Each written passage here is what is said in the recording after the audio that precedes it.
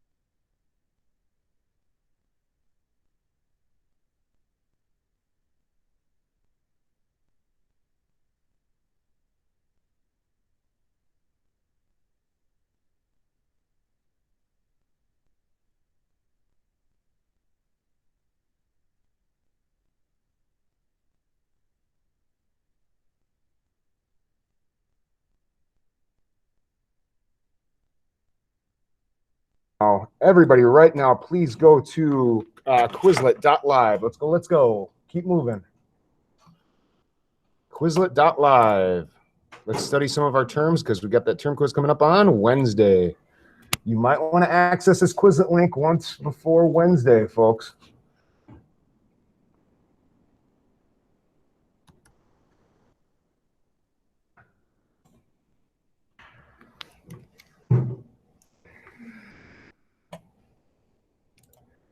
Okay. We never saw the video. Wow. The video never came up for you, huh? No. Man, I'm doing an awesome job on Monday. Great job, Mr. Pieper. Well, sorry. We're just going to go right on to Quizlet Live right now, I guess. And hopefully I can improve upon this because I'm not off to a great start. Sorry, guys. I hope you forgive me. But here's the code on Quizlet.live. Okay, 612340.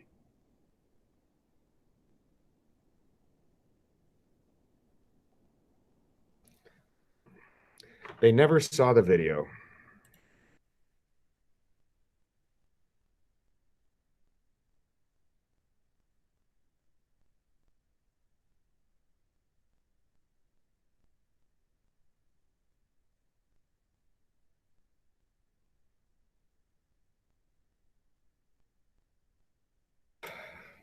All right, and give you about 30 seconds again if you haven't, if you're not in already.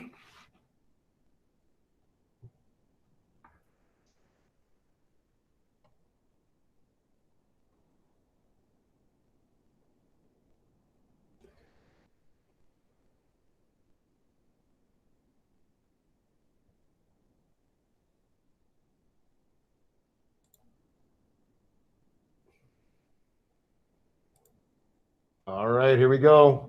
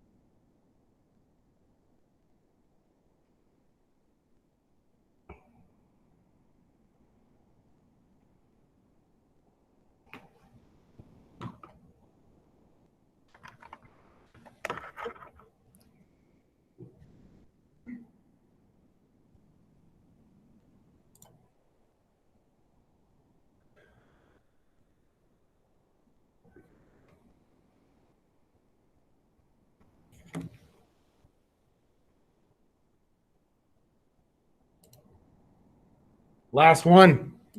This one's for all the Tostitos.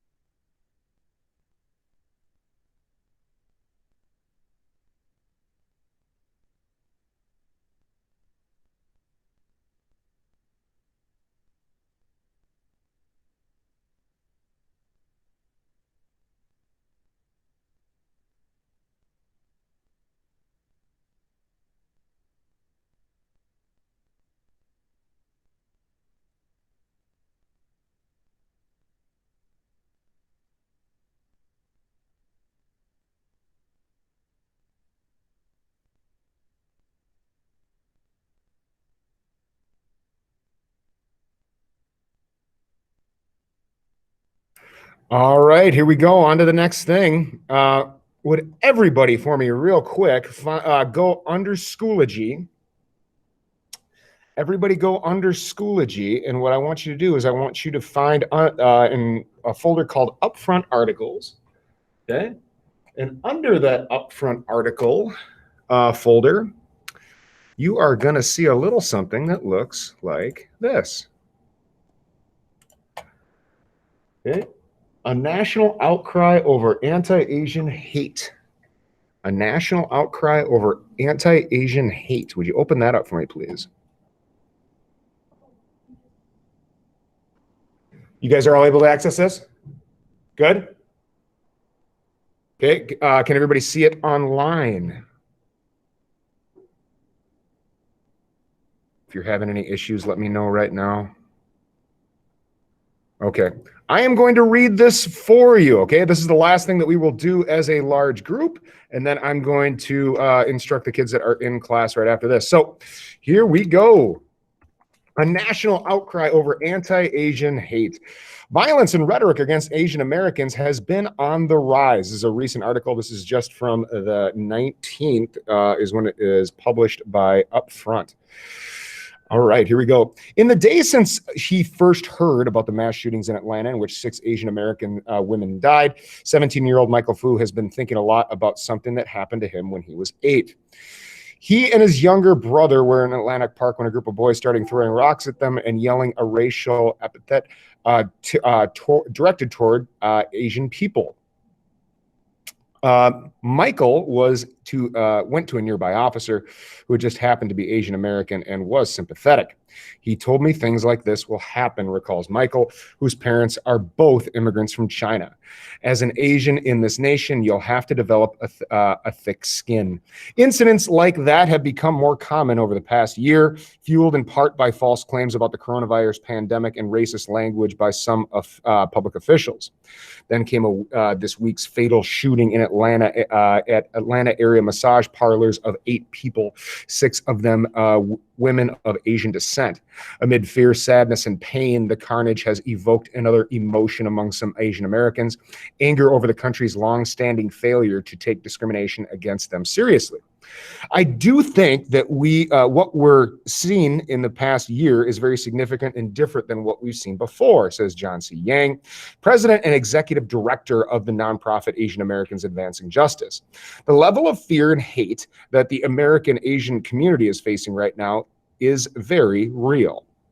The suspect in the Atlanta area shootings, Robert Aaron Long, 21, has been arrested and charged with 8 counts of murder. Authorities say it's not yet clear whether the shooting spree will be designated a hate crime.